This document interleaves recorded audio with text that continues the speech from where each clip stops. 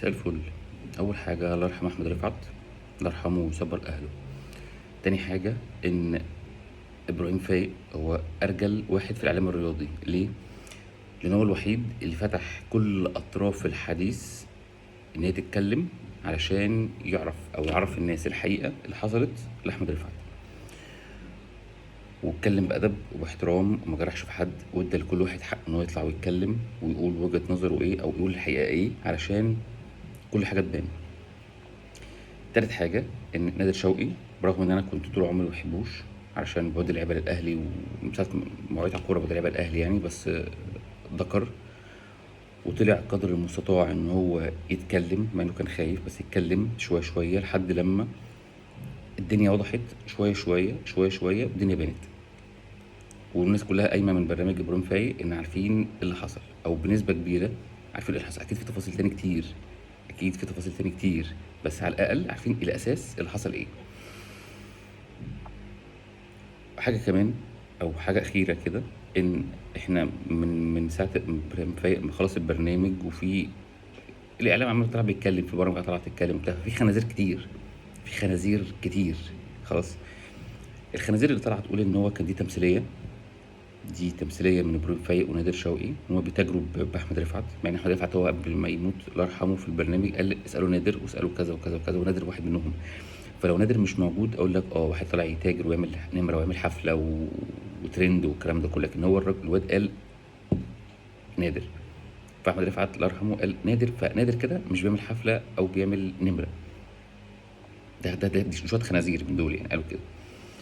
شويه خنازير تاني طالعه تقول لك هو ما استحملش الضغوط، واحنا كابتن جوهري كان بيشتم فينا وفي ضغوط في الماتشات وفي ضغوط مش عارف فين، ومش زي ما يستحملش الضغط يقعد في البيت بقى، وانا اتقال عليها حرامي ساعة تيشيرتات ومش عارف ايه وشوية هري كده. حضرتك بتساوي الضغوط كلها ببعض؟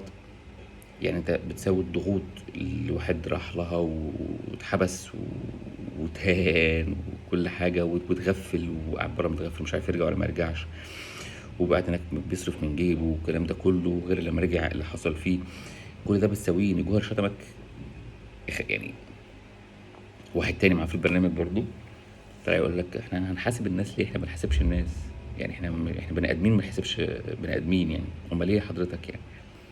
يعني اينو كانت في مكالمه متسربه له ان هو بياخد 8000 دولار عشان يطلع يشتري الزمالك، فانا قلت لا دي اكيد متفبركه، واكيد في حد لعب في الصوت مثلا او مركب حاجه على حاجه علشان ما ينفعش يعني ما ينفعش حد يطلع ياخد 8000 دولار عشان يطلع يشتري في الزمالك يعني. فقلت يعني استبعدت الموضوع شويه يعني، لكن بعد الحلقه بتاعت امبارح دي اللي كان عاملها لا انا تيقنت ان هو الكلام ده صح.